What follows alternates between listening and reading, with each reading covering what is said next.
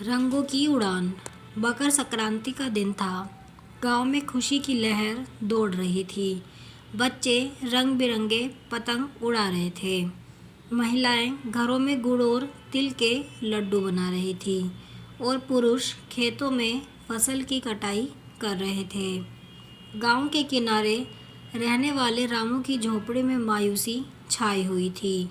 उसकी माँ बीमार पड़ी थी और घर में खाने के लाले पड़ रहे थे।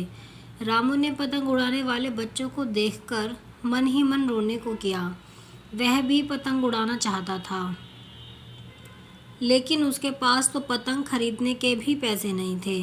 उसने निराशा से सिर झुका लिया। तभी उसकी नज़र गांव के सबसे अमीर आदमी ठाकुर साहब के बेटे विक्रम पर पड़ी। विक्रम के पास रंग बिरंगे पतंगों का ढेर लगा हुआ था। वह अपने दोस्तों के साथ हंसते खेलते पतंग उड़ा रहा था। रामू ने विक्रम को देखा और उसका मन और भी दुखी हो गया।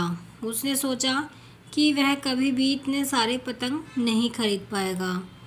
तभी विक्रम की नज़र रामू पर पड़ी। उसने रामू को उदास देखा तो उसके मन में दया आ गई। उसने अपने एक दोस्त से कहा, देखो वह लड़का कितना उदास लग रहा है, चलो उसे भी कुछ पतंग देते हैं। विक्रम ने अपने कुछ पतंग उठाए और रामू के पास गया। रामू को देखकर उसने कहा, लो ये पतंग लो, जाओ जाकर मज़े से उड़ाओ। रामू हैरान रह गया। उसने कभी नहीं सोचा था कि विक्रम उसे पतंग देगा।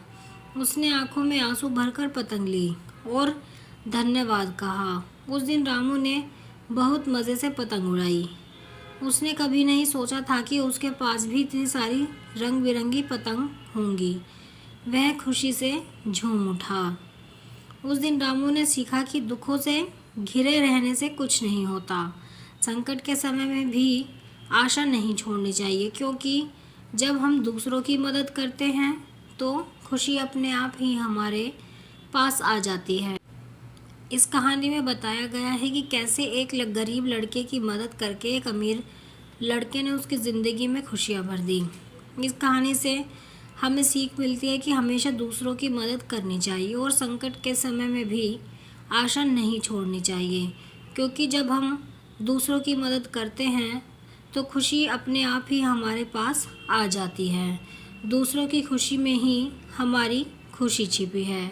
आप कमेंट में ज़रूर बताएं कि आपको ये कहानी कैसी लगी है। अगर आपको कहानी पसंद आई है तो वीडियो को लाइक करें, शेयर करें और चैनल को सब्सक्राइब करें ऐसी ही कहानियों के लिए।